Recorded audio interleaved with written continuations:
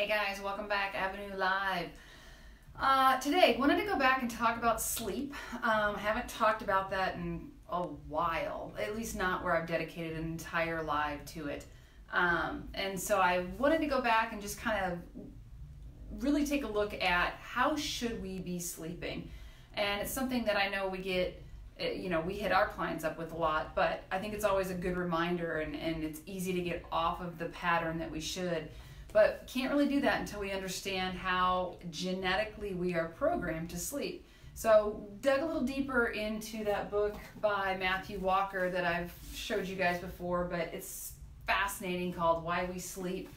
He obviously there's parts of it that he talks where it's super science and nothing that I felt like I was struggling to read, but some of it is sciencey, but a lot of it is just the way he writes it is just the layperson. There's no way you don't just go, wow. So learned a lot, that whole book. But anyways, how should we be sleeping? So we are a biphasic. So there's monophasic, which is what we have, our industrial world has turned us to. And there's biphasic. So monophasic, we sleep one long stint at night. And long, for some of us, is not long enough for most of us. Biphasic is actually what we are genetically programmed to do. We did it back through, ancestral. There's still some cultures that do that, and I will get to that. But biphasic is where you take a longer bout of sleep at night, still 7 to 8 hours, and follow it up with a mid-afternoon 30 to 60 minute nap in the middle of the day. Now, one of the things that he really hits home on that I love is we know we are DNA genetically coded to be biphasic sleepers. There's not a single one of us that doesn't have that lull, right? There's commercials, there's marketing, there are products out there, other than just coffee, to actually help us get through that, the crash in the afternoon, the crash. What that crash is actually called is a postprandial alertness dip. It just is our body's natural genetic desire to want to slip down, take a nap, short, come back and about. It obviously gets exaggerated and, much more exaggerated is what I'm trying to say with the less sleep that you get at night. So if you're not getting the 7 to 8 at night that we've talked about, your dip in the afternoon is even more just tragic, so to speak. So we are biphasic by nature, but we have in our modern world and industrial world, we have went to a monophasic sleep pattern. And what I want to talk about is what has that done to us in our health. And so first of all, my question to you, what does midnight mean to you? I think for most of us we can say, well, it's the middle of the night. Yes, it is, but for most of us that's not the middle of the night anymore. It's an hour after we've went to bed, or it's the last time we check our email, and then do a few more. Oh, by the way, post to Facebook and out for the night. So when that term came about, or when it was an actual word, midnight is supposed to be the middle of the night. You are supposed to have fallen asleep around dusk or right thereafter, and you awake at dawn or right thereafter. That is how we are programmed to be. That's why our bodies are lunar phase, all the lunar phases and all this stuff when it comes to our circadian rhythms runs off of daylight and nighttime. So what has ditching this biphasic sleep pattern done to us over hundreds of years that we've done this now? And it's a really cool study that Harvard did in Greek, in Greece. And so there were 23,000 Greeks that they actually studied over a 6-year period. And they ranged, men and women, ranged from 20 to 83 years old. And I want to say this, they had no history of coronary heart disease, stroke, any sort of issues there when the study started.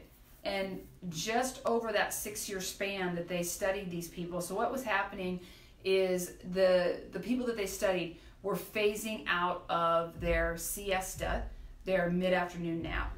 And it was business people, just families. It was a kind of an all walks of life sort of thing, but they did a lot of business owners that were phasing out of shutting down their shop, say, yay, we're open from 8 to noon, and then close from 1 to 5, open from 5 to 9, right? They had that 1 to 5 siesta at home. You have a meal. Typically for them, it was their bigger meal of the day. They took their nap. All right, so phasing out of that, studied 23,000 of them, and there was a 37% increase in coronary heart disease, heart attack, and stroke in just that 6-year span. So you can see that it didn't take a generation or two in order to see what was happening there and to see the side effects. Over that 6 years, and it was especially, the mortality risk increased to 60% in working men. So you can see that it was very quick happening what the health consequences were for taking away that biphasic sleep. And there's a little Greek isle, Icaria, I'm going to say that correctly, where men, they still implement biphasic, so there's still a nap in the afternoon. Men are 4 times more likely to reach 90 than American males. So that's a pretty big, staggering statistic there, if you ask me. And so I kind of wanted to go, obviously, over the health implications that we can only really see now when we still study cultures that still have that. But because of our modern world and business-driven and all of this, so many of those countries in South America and the Mediterranean that used to are still incorporated biphasic sleep and the siesta, let's just call it that, in the middle of the afternoon have ditched it and gone away from it because it's just not what we do now to make money. You're up at all costs, you're running the business from 7 a.m. to midnight, and it's not popular anymore. So, all right. Really interesting is that I think maybe I've talked about this before, but maybe not in this some of these terms. But Homeo sapiens, which actually means in Latin, it comes from the word wise person. We pride ourselves that we're the primates that have advanced cognitive thinking, and we all this stuff. Okay. But it's interesting because when you look at our sleep, we are very special compared to other primates. We sleep shorter, so 8 hours compared to other primates sleep 12 to 15. And our REM sleep, even though we sleep shorter, is 20 to 25% of our total sleep, whereas those other ones that are sleeping 12 to 15, their REM sleep, which is our dream sleep, is 9%. So you could say that because we are made that way, that's the reason that we have cognitively advanced and superseded any other primate. So what's my point with all that, guys? If we're going backwards on our sleep, we're getting dumber. And I know that's probably not the way to say it, but let's really think about this. One of the reasons that we are so advanced cognitively compared to other people is because we've always gotten the right kind of sleep that our body needs. We can't all go back to biphasic sleeping. I get that. However, you can really help yourself by sleeping more at night, right? That's 7 to 8 hours. If you're chopping that, you are already just putting yourself at such a disadvantage over not just your health, but your cognitive ability, everything that I've talked about before on these live videos. So fun little thing to close with, coffee facts in the United States.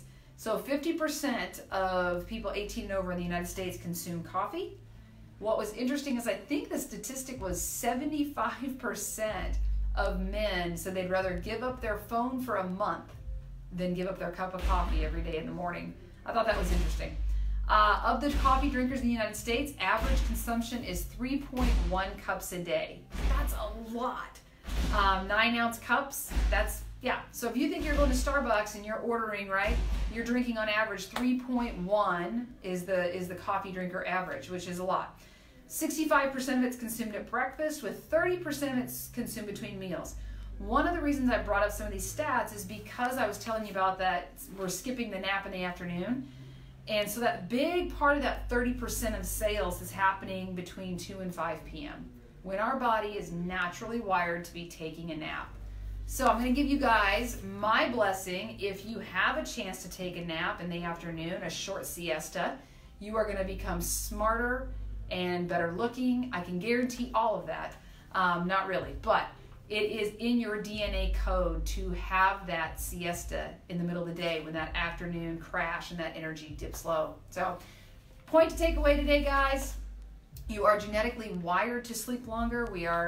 It's in our DNA. Get that 7 to 8 hours a night. You're putting yourself at a lot of risk health-wise, and You know, I've talked with you before about even just driving when you're on little sleep, being a parent when you're on little sleep, working at your desk, sending out emails, all of this stuff, right? You do better when you're cognitively equipped from getting enough sleep.